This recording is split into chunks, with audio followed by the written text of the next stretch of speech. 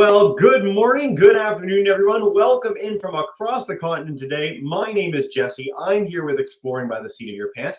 And I know we've got a lot of familiar faces in the crowd, but if you are new to us, we are all about bringing conservation, adventure, and science into classrooms around the world. Now, you're catching us on a very special day today because we are continuing our epic cross-Canada virtual road trip in conjunction with the amazing folks at Parks Canada and Canadian Geographic Education to showcase and celebrate some of the coolest places, not just in Canada, but truly around the world. If you've been joining us for this series, we have talked about culture, history, biodiversity. We've gone to, I think, 5 or 6 provinces and territories, coast to coast to coast. It's been such a wild ride. Everything we do is on our YouTube channel, so please do check out this series. There's so much more to learn and discover. Now, before I bring in our speaker today and dive in with our exciting topic, I want to note there is going to be a Cahoot today. So if you want to join along with a little 5-question quiz between our talk and our Q&A, you can pull that up in about 20-25 minutes. We're going to get to that, an extra way to keep it engaging and exciting. Now, I'm so excited today because we are bringing back a program that was so great once before, like 6 months ago, that we just had to have it as part of our road trip, and that is the butterfly effect. We are going to go to Waterton Lakes National Park to learn about how one species can really make a huge difference in an ecosystem, and particularly focus on a particularly special butterfly today. So I'm very excited. I know the almost 900 of you are very excited, and so without further ado, I'm going to bring in Brett to take us away. Brett, thank you so much for joining us again for the program, and welcome back to the broadcast. Beyond excited to be back, guys. I'm so stoked that you guys came and had a stop on your cross-Canada virtual road trip with us here in Waterton. Like Jesse said, my name's Brett Hutchinson. I'm an interpreter with Parks Canada. Most people think as an interpreter, I get to interpret languages, but actually with my job, I get to interpret nature. So today I'm going to be talking all about species at risk and the importance of everything in an ecosystem, from the largest of mammals to the smallest of insects and everything in between. But before I get started, I would like to acknowledge that I am presenting today within the traditional territories of the Siksika Satapi, the Kainai, the Bikani, the Siksika, and Amskapi Bikani. Paktamaksikmi falls within Treaty 7 territory, which includes the Tsuut'ina Nation, Stoney Nakoda, the Bearspaw, Chiniki, and Goodstoney. The Ktunaxa Nation have a connection to Paktamaksikmi, and members of the Métis Nation Region 3 currently reside in the Paktamaksikmi area. The lands and waters of Paktamaksikmi have been used for millennia by Indigenous peoples for sustenance, ceremony, trade, and travel. We thank them for their continuous stewardship and for sharing the land with us. All right. Now, what exactly is a species at risk? The name, it's honestly fairly self-explanatory. It's a species that's at risk of something. But what is that something? Essentially, it's a species that faces the risk of extinction from various threats, such as habitat loss or climate change. Here in Canada, we have a piece of legislation called the Species at Risk Act, or SARA for short, that protects all the species at risk that call Canada their home. If an animal is listed under SARA, there becomes a legal obligation for Canadians and the Canadian government to protect that particular species. Now, we're getting joined here by people all across North America today. So I want you all to think if you know of any species at risk from the area that you're joining me from. Now, unfortunately, there are quite a few organisms listed under SARA, but I would love to hear some of the guesses and some of the species that are at risk in your area. Ooh, so if you want, you can type some answers into the chat box. Yeah, I was just going to say, Brett, if anyone does want to chime in on YouTube, we got a bunch of classes there. We got a bunch of classes live with us. So if you do want to share any species at risk that you might know, endangered species, vulnerable species, I'm trying to think of one around here. Geez, you know what? This is actually trickier. When I used to live in Ontario, I knew a few of these offhand, but now a little bit challenging. Ms. O'Brien's group in Banff, they're talking about the snails. That's a really cool independent story, actually. So I'm really glad you guys mentioned that. Anyone else who wants to chime in certainly can. We've been talking about endangered frogs in the last few days at Exploring by the Seat of Your Pants. Some endangered bird species. A lot of you will know sharks are in a bit of trouble. Fireflies in Miss McGowan's class might be a species at risk. So really unique answers to this. Thanks, everybody. Yeah, that's awesome. A little shout out to the Cave and Basin in Banff and the Banff Springs snail. That's a great one. Yeah, great answers, guys. I wish I knew every animal that was listed under SARA, but this document is about 150 pages long, and I just don't have the brain space to be able to memorize all those. That's a lot to memorize. Now, I could read this entire document together with you folks today, but that would be incredibly boring. So we're going to break down the important stuff. Under SARA, there are 5 different levels of species at risk, starting with extinct, then extirpated, endangered, threatened, and species of special concern. Now, each of these levels are different and require different amounts of attention and protection. It would be pretty crazy to put a bunch of resources into bringing an animal back from extinction when we could put the same time and energy into saving an animal that is endangered from going extinct. Now, as much as I would love to one day go to a theme park with real live dinosaurs, it's not super realistic. But we can realistically keep the organisms we have on Earth here. Those 5 levels all seem pretty similar, so we're going to go through each one of them and see what all of them mean, starting with extinct. Now, extinct, this is probably the easiest one to nail down. Species that are extinct are species that no longer exist anywhere on the planet. Dinosaurs are a good example, but more recently, the dodo bird. We are no longer capable of helping these animals, but it's extremely valuable to recognize them. It's a sad thing to lose a species completely, but every extinct species offers a unique learning opportunity. They went extinct for some reason, and knowing what caused the extinction can help us protect future species from the same fate. An extinction event like the asteroid that destroyed the dinosaurs is it's pretty hard to stop without the help of some super space lasers to destroy that asteroid. But that dodo bird tells a much different story. They were over-harvested. They had their habitat destroyed by humans, and they were outcompeted by introduced species. All of these factors together led to their extinction. Everything that led to the dodo bird's extinction was preventable and caused almost entirely by humans. Moving forward, we need to learn from the story of the dodo bird so that we don't make the same mistakes in the future. Now, moving on from extinct, we get to extirpated. This is a really weird word. Basically, what extirpated means, it's a species that's locally extinct, meaning it can no longer be found in places where it once was found, but it is found elsewhere. One example is the Northwest Atlantic population of the Atlantic walrus, who's extirpated from Canada. But they still occur in places like Greenland, Norway, and Russia. We can look at an extirpated species from a lot of different scales, such as something that's locally extinct. So in Waterton, something that no longer occurs in Waterton, but maybe somewhere else. You can look at a regionally extirpated species, so maybe it's no longer in southern Alberta. Or even nationally, like this walrus that just no longer occurs in Canada.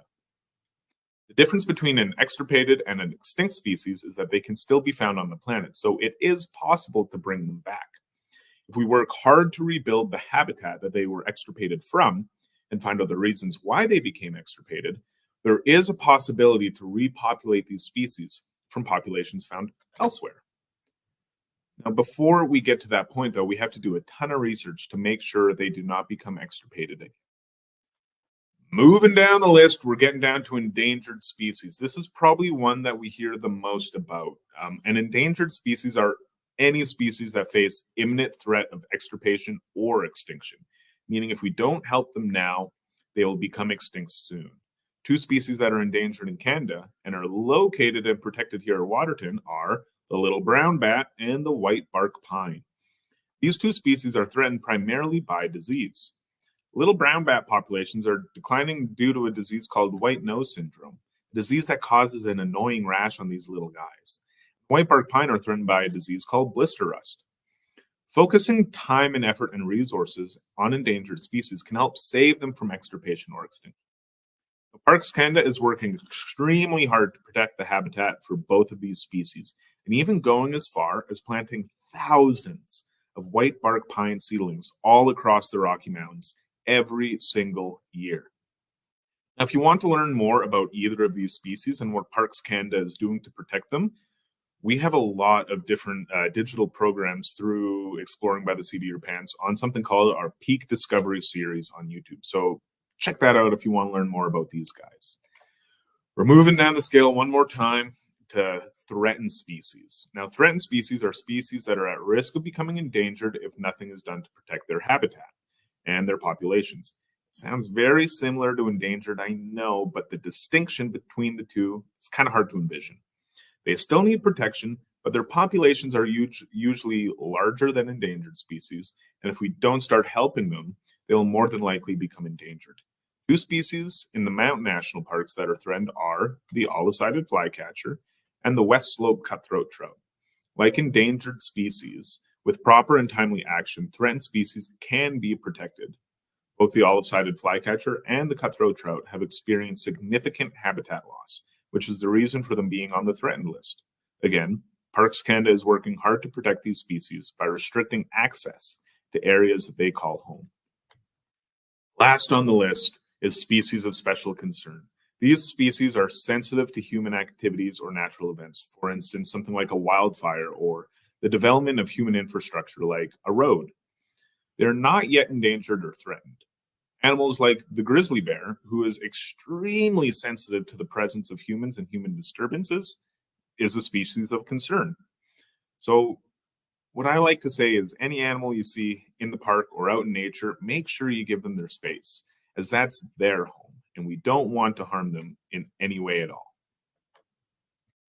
Now, how do species become species at risk? Well, you may have noticed a common theme between all these organisms. Did anyone in the chat experience a commonality between all these species and why they're at risk? Ooh, again, if anyone wants to chime in, you're more than welcome to. We got a bunch of classes live, bunch of classes on YouTube. Any commonalities? One of our things chiming in is people helped make them endangered or threatened. So that's a really good one that we're going for. If anyone else wants to chime in, you're welcome to. Nothing else just yet, Brett, but people have an impact. Habitat loss, that's a good one. Miss Ferber's class in Wisconsin. Yeah, awesome. Those are great answers. Both of them, both humans and habitat loss, that to me is similar to something called disturbance. Whether this disturbance is humans coming in and kind of laying their mark on the natural landscape, or whether it's disease, habitat loss, or climate change, they can all be described as a disturbance. All these species that I talked about so far have experienced a significant disturbance that their populations are not able to handle without a little bit of help. Any organism, whether it's a plant, a bug, a bird, or even an apex predator, can be at risk. And losing any single species can be extremely devastating. Every species has its own unique role and purpose in its ecosystem, just like how all of us have unique roles in our own lives. So let's look at school.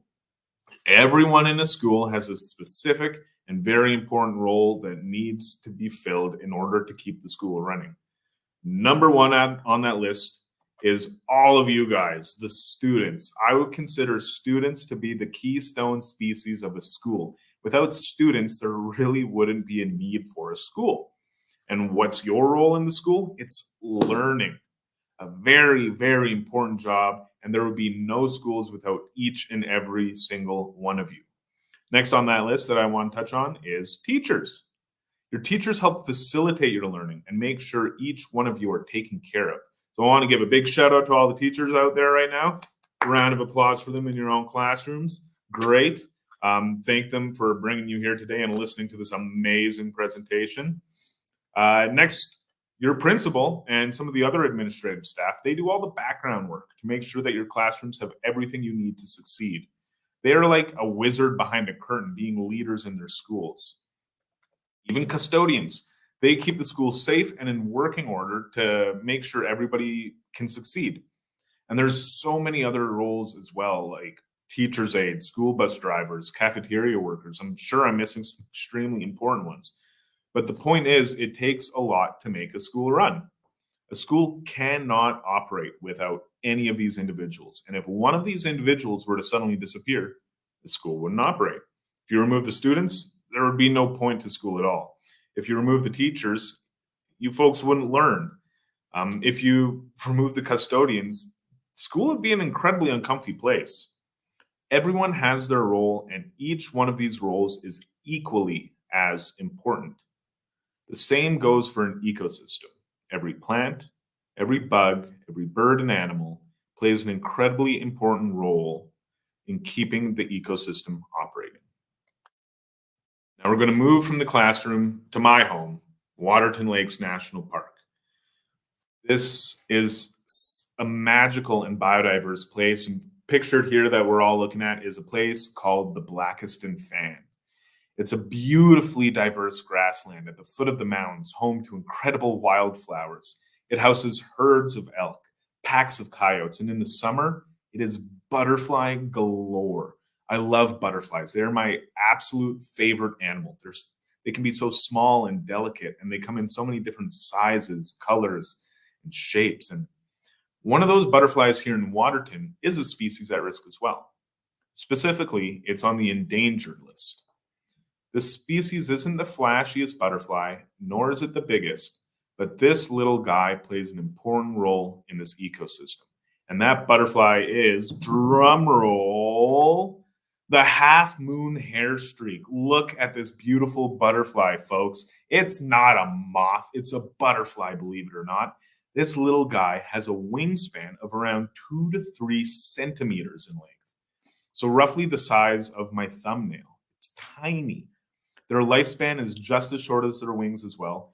Once they emerge out of their pupae as butterflies, they live for around 6 days. It's not very long. In those 6 days, though, they certainly make their mark on the ecosystem, and they play a very important role. The half-moon hairstreak is only found in 2 places in Canada. There's a population that can be found in the southern interior of BC and into Montana, and spreads throughout some of the western United States, which is roughly 400 kilometers away from our extremely isolated population that lives here in Waterton. Having a population this isolated means that we won't see any butterflies from the BC population move in and add to our population. So we're basically on our own out here. And we actually had some new research that was found out this winter that our population here in Waterton has been isolated for so long from the other populations of half-moon hairstreak butterflies that we actually found out we are our own unique species. So we are very much isolated and on our own out here. So in Waterton, the half-moon hairstreak lives in an even smaller place called the Blackiston Fan. That place I showed you earlier with the beautiful flowers. Now the Blackiston Fan is a small floodplain highlighted here in red. So it's a very small area inside a very small area. Since this population is so isolated and in such a small area, it is extremely sensitive to any major changes in their habitat. For instance, a wildfire. In 2017, there was a major wildfire that came through this area and burnt the majority of the Blackiston Fan. Fast forward to the following year in 2018, only 6 half-moon hairstreaks were left. Think about that for a second. A whole species, there's only 6 left. That's a tiny number. This fire nearly caused the extinction of our half-moon hairstreak. Imagine if a flood were to come through in 2018 when we saw only 6 butterflies. That very well could have been the end for the half-moon hairstreak in Waterton. Luckily, in the years since, we have seen the population rise, but the risk of a large disturbance event is still there. Parks Canada is working closely with the Calgary Zoo and the Wilder Institute to better understand the half-moon and to help protect its habitat. But why is the half-moon hairstreak important? What exactly would happen if we lost it? It only lives for 6 days and it's only as big as my thumb. It can't be that important, right? Let's think back to the school. If we lost even one group in the school wouldn't function to the best of its abilities. The same goes for the Blackiston Fan. If it loses one species that calls it home, there would be a profound butterfly effect on everything else around it. It's hard to gauge as to what exactly would happen if we lost this butterfly, but we can put out our best guesses. Now I'm going to ask the group, what is a butterfly's most important job? Feel free to type your answers or shout them out if you can. Ooh, the most important job of a butterfly. And we're talking about how pretty they are. We're talking about how important they are. What do butterflies do in the environment? Our live class, if you guys want to put it in the StreamYard chat, YouTube classes, Miss Berber's class, so fast the draw every time. Pollination. I think that's probably our correct answer, Brett. Yes, way to go, guys.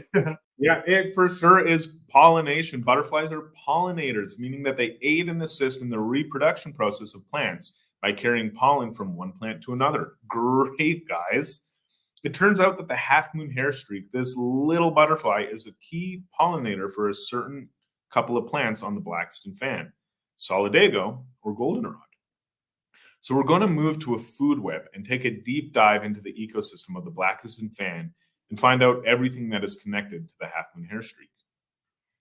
So the Blackiston fan, like I said, is an incredibly biodiverse place with countless plants, mammals, birds, and insects. On the screen here, I have just a handful of them that are more commonly known. From top to bottom, we have the coyote, the black bear, elk, deer, and ground squirrels. Then on the bottom, our producers, we have solidago and lupin, and of course, the half-moon hairstreak butterfly. Each one of these species has a unique and important role or niche that it plays in this ecosystem. Plants create energy that can be used by everyone, and your grazers will help keep plant populations at bay, as well as providing food for your predators. And your predators keep the population of grazers in check so they don't eat all the plants. Last but not least, we have the butterflies like the half-moon hairstreak who help pollinate numerous plants throughout the fan.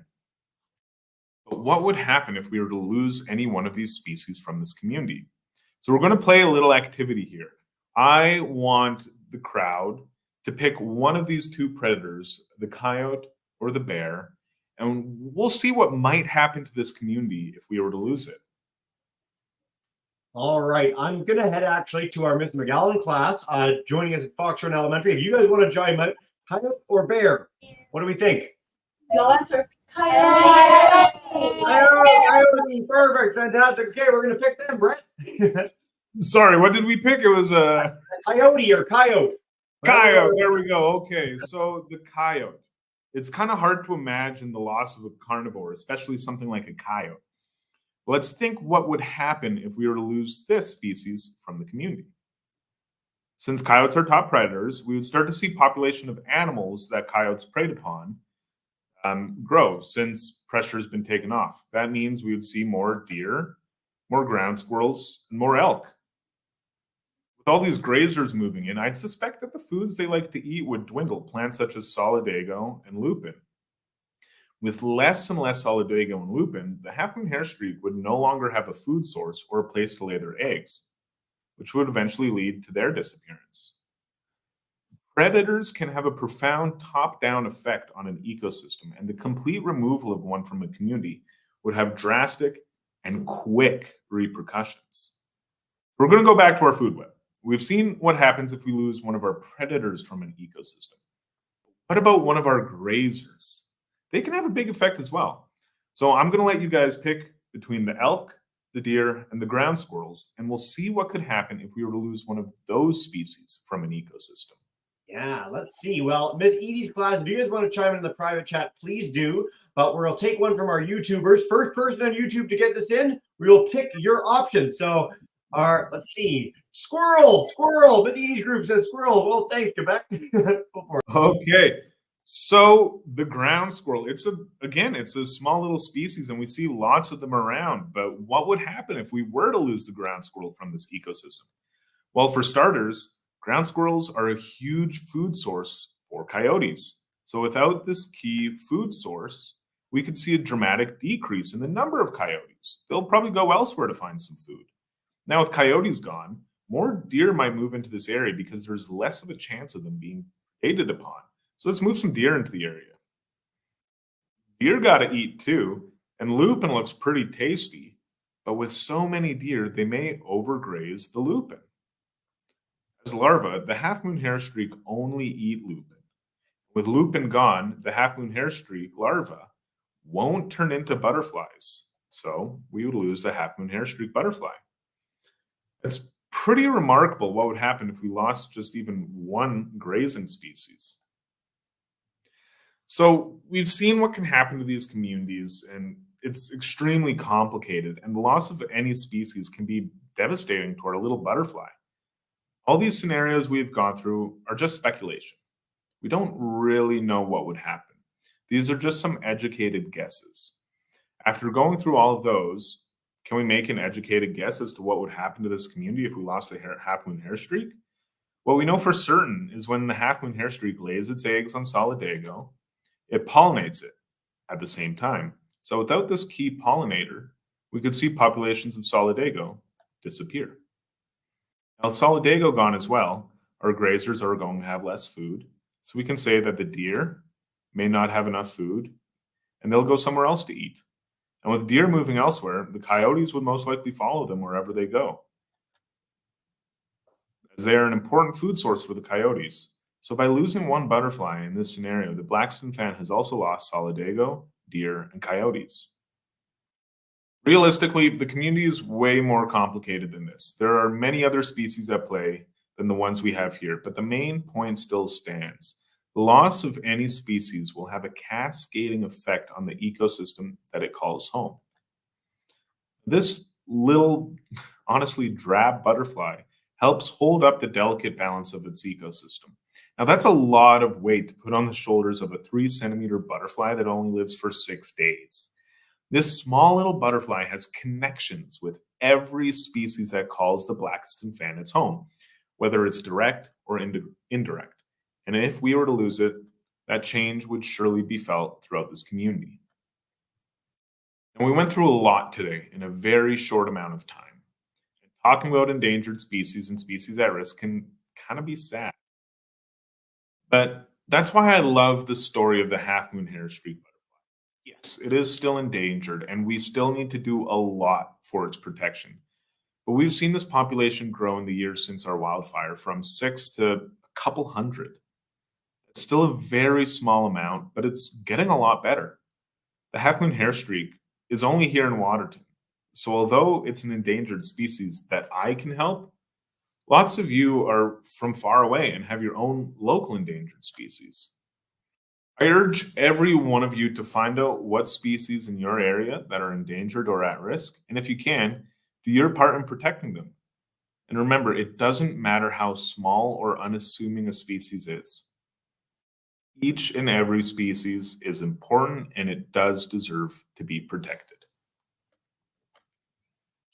That's the end. That's the Now end. time for the Cahoot, I think. You're absolutely right. We're going to dive in with our little 5-question quiz, see who is paying attention, have a little bit of fun, and what you win for this Cahoot is Brett and I's everlasting respect. So if you're new to Cahoot, the faster you answer, the more points you get. Don't worry if you don't want to play along live. You can always yell out the answers in your classes.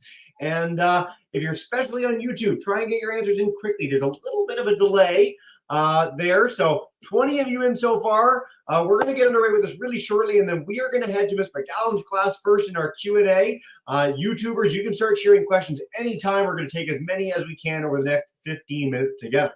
But I'm going to get underway with this. This should be a lot of fun. Thank you all for joining in our Cahoot, and let's do this thing, everybody. Here we go. Okay.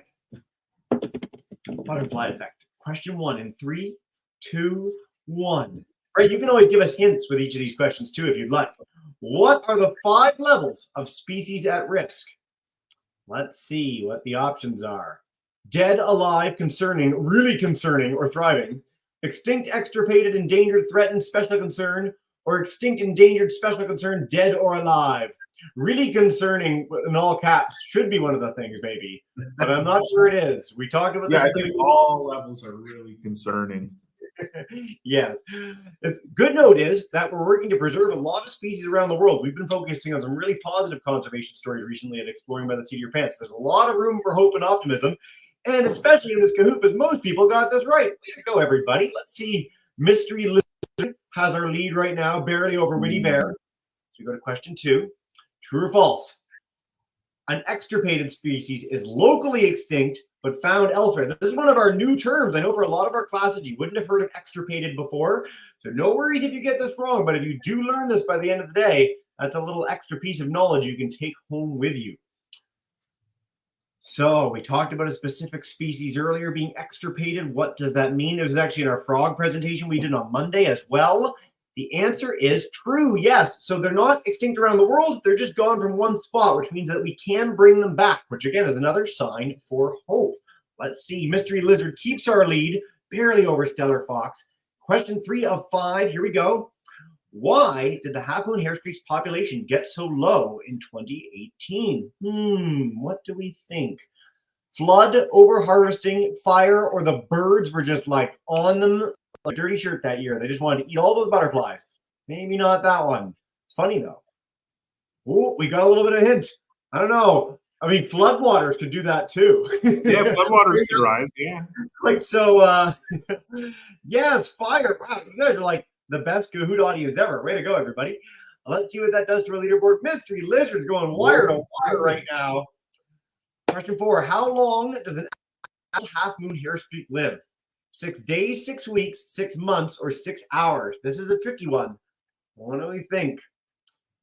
It's always amazing to me when there are insects that are at this level. Like, I mean, we think of ourselves and we've got like 80 plus years of life. So it's weird to think that something can be this short no matter what it is. But what is our answer? It is 6 days. Man, they're like, this is the highest ratio of correct answers I've ever seen, and the closest battle for first I've ever seen as well. Yeah, 11 points between the two. This Seriously. is incredible. I'm on the edge of my seat. True or false? It's not a big deal to remove some plant and animal species from ecosystems. What is the theme of today's broadcast? What did we learn in that awesome thing where we were picking and choosing predators, prey, herbivores to take out? Everything matters. Everything matters. That's our hint. There's your very hardcore hint. And great questions coming in on YouTube too. You guys rock. Let's see. False. It is false. It is a big deal to remove things from ecosystems. We want to preserve all life. It's important to make sure that we are doing our part to preserve all species, no matter what they may be. Honest News in third. Mystery Lizard is second. And first, for all the marbles, is Stellar Fox pulling it out. Way to go, everybody. Thank you all so much for playing along with that. That was a lot of fun. And as I said, I'm going to go to Miss McGowan's class first. So our Fox Run Elementary crew, if you guys want to kick us off with a question for Brett, you are in the broadcast and good to go. Hey, guys. Hey. Hi. Come up. I'm in there. Welcome in. Welcome in. Hi, I'm Sunny, and I wanted to ask a question. How do butterflies know when to migrate? Ooh, great question. That is a really good question. Butterflies so not every butterfly species migrates. So butterflies such as the monarch butterfly, they are a migratory species. But lots of the butterflies that you see around, they actually don't migrate. But migratory species, they get cues from the environment. So sometimes it's a cue such as the temperatures at night start getting really, really cool. And that'll tell the species that, fall is coming. Time to start moving south. And likewise, when they're down south and it starts getting way too hot for them, they'll be like, time to move back up north. So they'll take cues from the environment, such as temperature, even moisture in the atmosphere. Yeah, that's a great answer and fantastic first question, guys. Thank you all so much. We're going to head to Stony Plain, Alberta. Miss Roberts' class has like 4 questions in the chat already. We'll take as many as we can over the next little bit. But I really like this one. What can people do to help an endangered species if we know there's a natural disaster coming that could wipe them out? This is a really tricky one. But any thoughts you have, Brett, would be great. That's a really good question. It's tough because natural disasters are also part of the landscape that we live in. Like wildfires that come through, we can do our best to kind of suppress them, but if we keep doing that, we get major wildfires like we had here. So if we try to stop these natural disasters, it can lead to an even worse natural disaster in the future. So if we do our part to kind of protect the habitat as it stands right now, that'll give the species their best fighting chance to be able to survive any natural disaster that comes through. So helping protect a landscape and a habitat today, knowing that natural disasters might come, will give the species basically all the tools they need to be able to withstand the natural disaster when it comes through. That's a beautiful answer. It's a very tricky question. I'm really glad we got that one. So thank you, Ms. Roberts' class. Speaking of endangered species, our Wisconsin crew and Ms. Sperber's class, they want to know, how do we even know how endangered the species is? How are you assessing these populations? What's going on? Yeah, well, we have a ton of researchers that are out there every single day, essentially, and we do a lot of different monitoring. So we'll monitor population sizes. That's usually a key indicator to see how endangered a species is. Say with the half moon hairstreak, when you count only 6 of this species, that's a really low population for a bug. Bugs tend to have really, really high populations. So we can look at stuff like population sizes. And so we'll go out and do counts and do some really cool math that I don't fully understand on how to get those population estimates. We can also look at a bunch of other factors. So we can take soil samples or water samples and see what kind of, how healthy their habitat is. And if their habitat is seemingly unhealthy, that might be an indicator that the species that are living in that habitat may not be doing great. Yeah. It's a really, really tricky question when it gets to species that are in really remote habitats, challenging habitats to get to. We've addressed this in a lot of our Parks Canada programs in the past. So I'm really glad we got that question. Thanks, guys. Yeah. Big thank you from our Quebec class, Miss Edie's class. Thank you for that. Miss McGowan's class, I'm going to head back to you live. We'll take a few more from YouTube. Time flies when you're having fun in these broadcasts, everybody, but these are some great questions. So, Texas, come on back in and take us away. Hey. Hi, my name is Kinsley, and I was wondering if it's possible for the butterfly that we learned to live longer than 6 days or shorter than 6 days. Ah, interesting question. Yeah, that's a great question. So 6 days is what we call, it's the average lifespan. So this butterfly can live, it can live up to around, at its like higher end, a bit over 10 days, closer to 2 weeks. And maybe once it emerges as a pupa, a bird comes down and eats it, unfortunately. So it does have a bit of a range that it can live within that time span. So 6 days is just the average that we would likely see out there. But there is scenarios where the bug can live 1 day to up to 14 days. It's like I'm hoping to live to like 122. It'd be the longest lived person of all time. It's unlikely, but I'm going to try my very best. Eat some vegetables. That happens. Yeah. Great question, guys. All right, we're going to take a couple more from YouTube before we wrap up and say a big thank you and farewell. A really interesting one. Miss Ferber's class. Does a butterfly's color fade over time? I honestly, I don't have a full answer for you there. I think you stumped me. I'm gonna kind of go off the seat of my pants here and say I don't think they would. Based on how long butterflies live, I don't think that their colors would fade much like you would see in, say, like your dog or your cat, just because of their very short lifespan. Another interesting thing about some butterflies, I don't know if this is true for all butterflies. So when you have like a pigment, like a dye, like ink, over time that does fade. The sun literally impacts that in a way. But with some butterflies and beetles, some insects, their colors actually built into their body in a way that's hard to explain scientifically until you're about grade 10 through 12.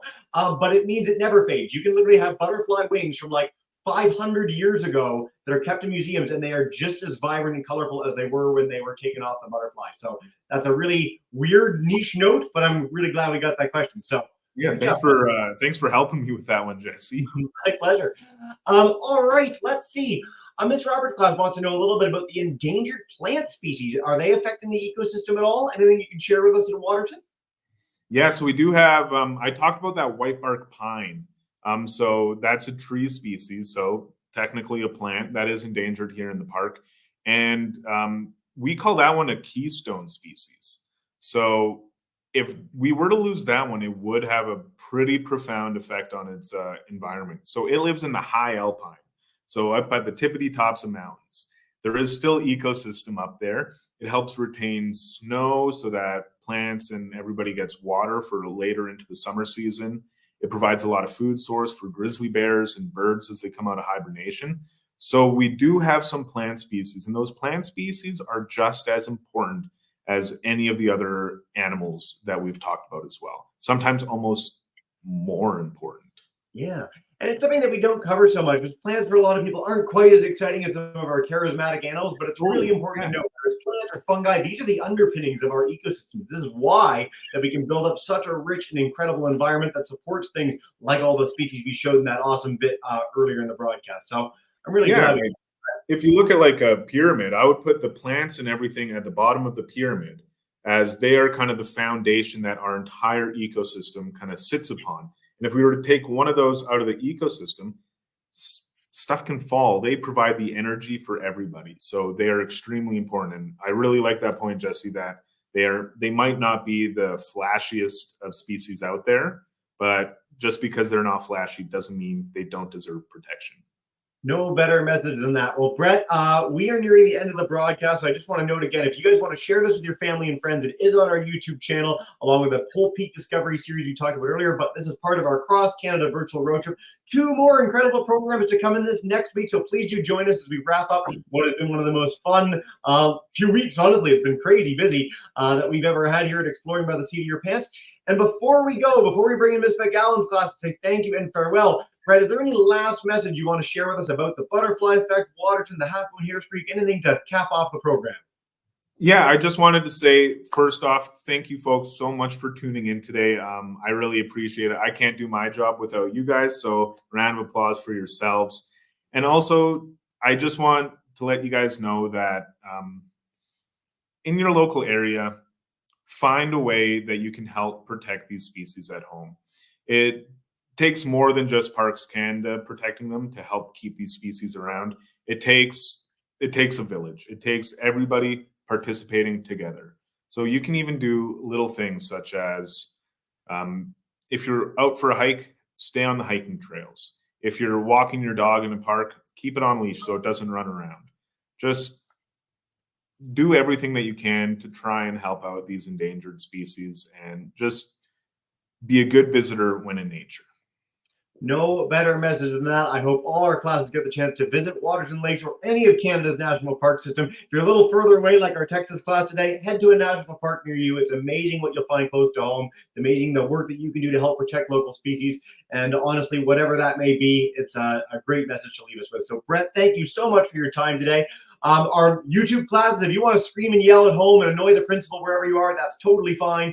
Miss McGowan, Fox Run, thank you guys so much for joining today. Have a wonderful day, guys. Bye for now, everyone. We'll